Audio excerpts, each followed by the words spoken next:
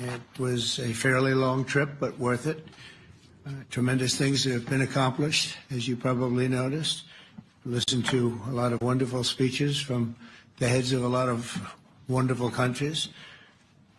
But I want to thank you for joining us at the conclusion of a highly productive NATO summit in the Netherlands. I want to thank them for the royal treatment they've given us. Couldn't have been nicer. And it's a beautiful country, really a beautiful country. Coming in, I saw the most beautiful trees. In fact, I want to bring some back with me. I want to also thank, I had breakfast this morning with the King and Queen, and they're incredible people. I said, you're central casting. Beautiful people, great people, big, beautiful heart. And I enjoyed that. And also NATO Secretary General Mark Rutte, who's been terrific. He's been a friend of mine. Used to be right here running this wonderful country. Now he's the NATO Secretary General. He's doing a fantastic job. And the Prime Minister, we appreciate everything you've done. And as you know, last weekend, the United States successfully carried out a massive precision strike on Iran's nuclear enrichment facilities, and it was very, very successful. It was called obliteration. No other military on earth could have done it, and now this incredible exercise of American strength has paved the way for peace with a historic ceasefire agreement late Monday, and we call it the 12-day war. Spoke to a few people. I guess that just sounded like the right name. It was a 12-day war. And we think it's over. I don't think they're going to be going back at each other. I don't think so.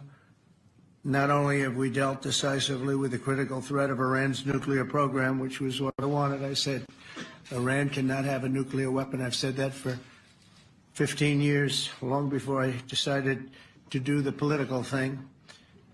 But we've also reasserted the credibility of American deterrence, which is like no other. The people at NATO said there's never been anything. You know, I rebuilt the entire military during my first term. And we have a great military. We have great generals. I got to know the good ones and the bad ones. We kept the good ones.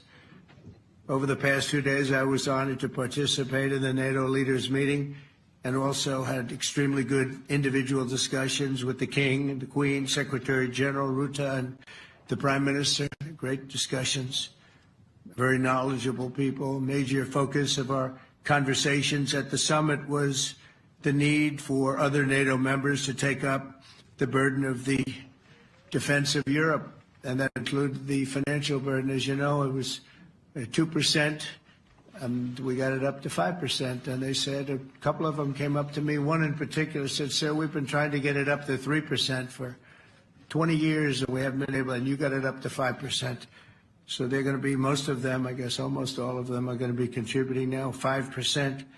A number that people are surprised at, but you need it today. The United States accounts for 2/3 of all NATO defense spending, and since I began pushing for additional commitments in 2017, believe it or not, our allies have increased spending by $700 billion. I said to people, you don't have any money, and a lot of them weren't paying. And so I started the process, and I picked it up as soon as I got back, which is 6 months ago. And following my election last November, almost all have accelerated plans to reach the 2%, 3%, 4%, and then ultimately, very quickly, 5%. And all of this is going to be done very quickly, almost immediately. You probably know this as well as I do. I'm sure they've been talking about it. It's really been a big focus. In a very historic milestone this week, the NATO allies committed to dramatically increase their defense spending to that 5% of GDP, something that no one really thought possible. And they said, you did it, sir, you did it. Well, I don't know if I did it, but I think I did. This will be known as the HEG Defense Commitment, which is pretty good, pretty appropriate. When the allies reach this number, it will add more than $1 trillion a year. Think of that, $1 trillion per year to our common defense, and this is a monument really to victory, but it's a monumental win for the United States, because we were carrying much more than our fair share. It was quite unfair, actually. But this is a big win for Europe and for actually Western civilization. For years, past administrations failed to get most allies to contribute even the 2%. I remember when I came here, we had 4 countries that were up to 2%, and I remember Poland was there. A couple of them were there, and but most of them were. We had 28 at the time, as you know. It's increased a little bit, and they've agreed now to more than double their budgets in all cases. And Europe stepping up to take more responsibility for its security will help prevent future disasters like the horrible situation with Russia and Ukraine, and hopefully we're going to get that solved.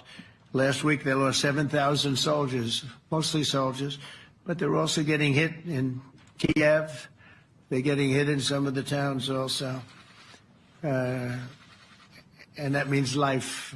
Life is disappearing also in the cities and towns. Should have never happened, would have never happened if I was president. I said it 1,000 times, and it never did happen. It's never even thought about.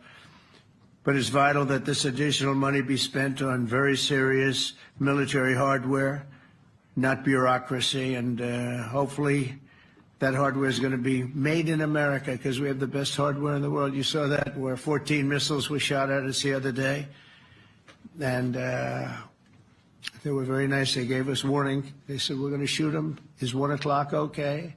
They said, it's fine.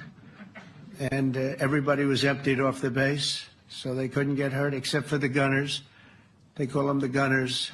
And out of 14 high-end missiles that were shot at the base in Qatar, all 14, as you know, were shot down by our equipment. Amazing stuff. Amazing that they can do. It's like shooting a bullet with a bullet. It's the same thing if you think about it. 14 out of 14, and they weren't even that surprised. I said, do you do that well often? They say, we pretty much do, sir. The Ukraine crisis has also highlighted the urgency of rebuilding our defense industrial base, both in the United States and among the allied nations. We cannot afford to be dependent on foreign adversaries for critical minerals. And as you know, we made a deal with Ukraine to take a vast amount of the land they have for minerals. We need it. And once again, I want to thank all of the people in the Netherlands, incredible people. It's a great place. And all of the NATO allies for the tremendous summit that we just had. A letter just came in, and a statement came in from the Atomic Energy Commission of Israel. And I just wanted, this is an official letter, and they're very serious people, as you know. The devastating U.S. strike on Fordo destroyed the site's critical infrastructure and rendered the enrichment facility totally inoperable. It was devastated. We assess that the American strikes on Iran's nuclear facilities has set back Iran's ability to develop nuclear weapons for many years to come. This achievement can continue indefinitely if Iran does not get access to nuclear material, which it won't.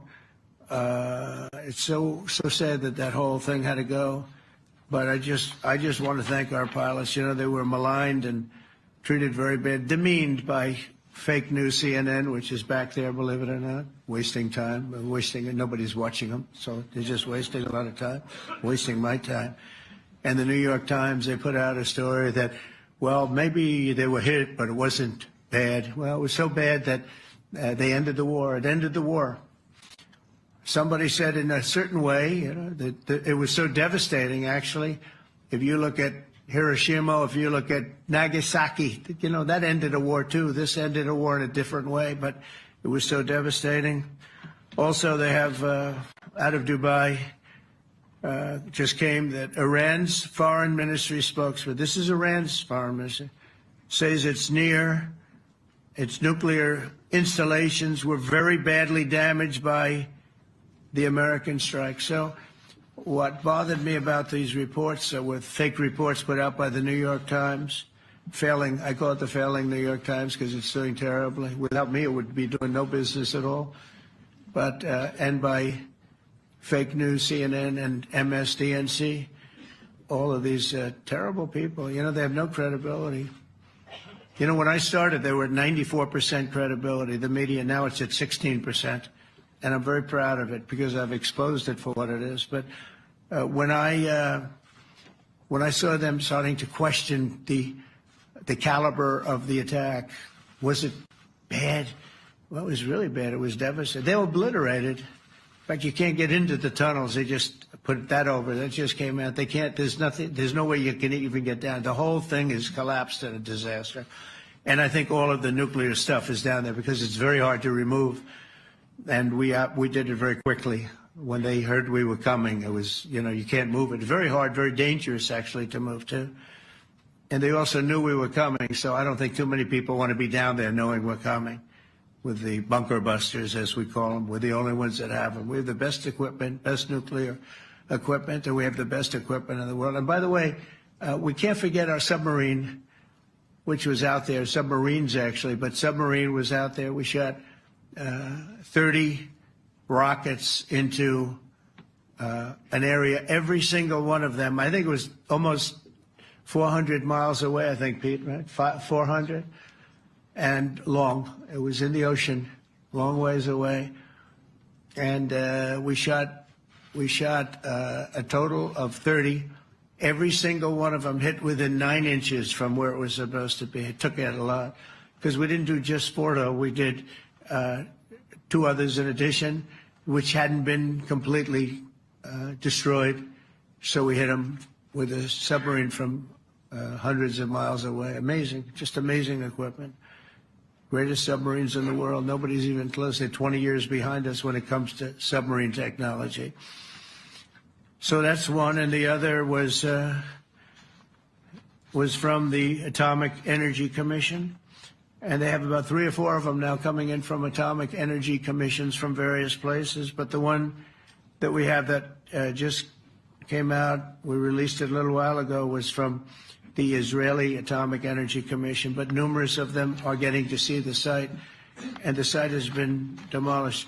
And again, we had these brave patriots, these incredible flyers, these people that can fly a plane better than anybody can fly a plane, going into very hostile territory, flying into the territory that has got more missiles and things pointed at it.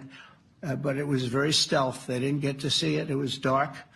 That's the amazing thing about the shots. They hit the shots perfectly, and yet it was dead dark. There was no moon. There was no light. It was virtually moonless.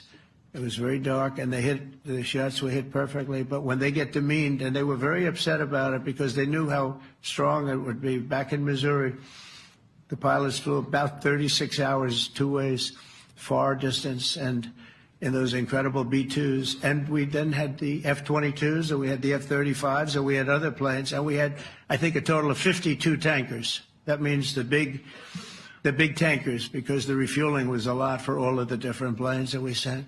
Incredible operation, and I have to say, General Raisin Kane was incredible. That's why he beat ISIS, and we beat ISIS in a matter of weeks.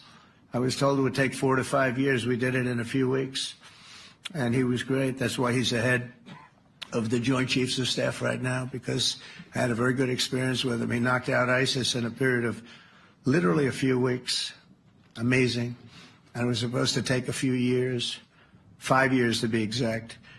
So we had a great victory there, and we then came here, and I think we had a great victory here. But this is an ongoing project. This is the safety of Europe, the safety of the world. And they've raised it from 2% to 5%, something which nobody, and you're talking about over $1 trillion a year. So we're talking about a lot of money from coming in from countries that were not paying nearly enough to be effective. So I have, as you know, Marco Rubio with me, and Pete Hegseth, Secretary of State and Secretary of War. Should we say Secretary? You know, it used to be called Secretary of War. Maybe for a couple of weeks we'll call it that, because we feel like warriors. Used to be called Secretary of War. In fact, if you look at the old building next to the White House, you can see where it used to be Secretary of War. Then we became politically correct, and they called it Secretary of Defense. I don't know, maybe we'll have to start thinking about changing it, but we feel that way. Do we have any questions, please? Wow. That's a lot of questions.